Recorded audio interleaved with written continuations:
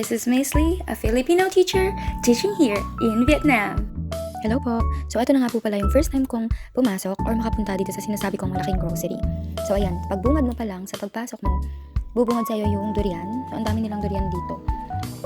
And, na-amaze na rin pala ako dyan kasi ang daming pagpipilian.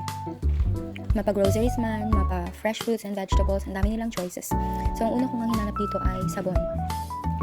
At saka syempre, dahil nagtitipid tayo, hinanap ko talaga yung pinakang mura. Tapos pumunta naman ako doon sa section ng mga bread kasi mahilig ako sa sliced bread. So ayan, hinanap ko kung meron silang mga sliced bread. At nagulat ako nung nakita kong yung mga tinapay nila, mga similar doon sa tinapay ng mga French. Yung pala, nalaman ko nung huli na na-colonized pala itong Vietnam ng French dati. So yan, kaya pala meron silang mga French bread, baguette, mga ganun, croissant. Ang dami nilang bread na katulad ng mga na makikita mo sa French baker na stores. Hindi ko naman talaga alam kasi hindi ako nakikinig ng lessons namin sa high school. Tapos nga, nakita ko itong munggo. So, na-amaze ako. Sabi ko, ay, mayroon parang munggo din dito. Parang bibili nga sana ako, kaya lang may kamahalan siya compared dyan sa Pinas. Kasi yung binibenta nila sa section na to ay per pack. So, medyo mahal siya. So, ayokong patulan. Kasi nagtitipid nga tayo. Tapos, eto nga pumunta naman ako sa sections ng seafood.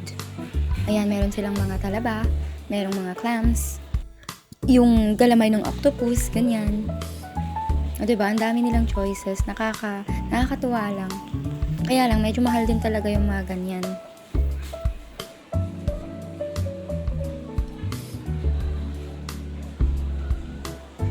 And then, nakita ko naman itong laman loob ng, I don't know, baka ata to.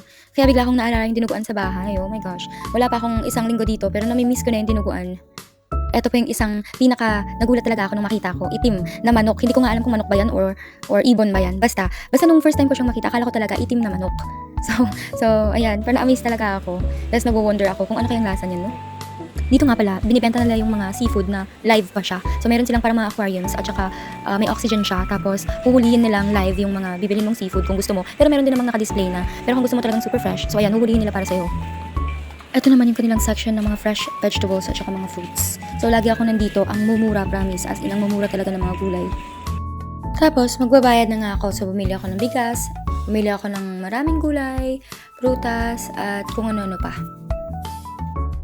By the way, wala nga pala sila ditong plastic or the likes. So, dapat magdala ka ng sarili mong bag. Kaya every time na mag-grocery ako dyan, sa grocery na yan, nagdadala talaga ako ng sarili kong bag. Kasi wala kang paglalagyan. Well, meron silang binibenta, pero magbabayad ka. O diba sayang naman, magdala ka na lang ng bag mo. At saka isa pa, wala nga pala silang tagabalot dito or bagger kung sa atin sa Pinas.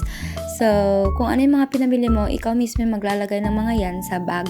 Ikaw mismo yung magbabalot kasi walang gagawan yan para sa'yo. Ganun. Tapos na nga akong mamili ng mga kailangan ko for my first week. So, ito na, uwi na ako. Next time naman, isi-share ko sa inyo kung saang center ako ina-assign dati nung una pa lang ako dito.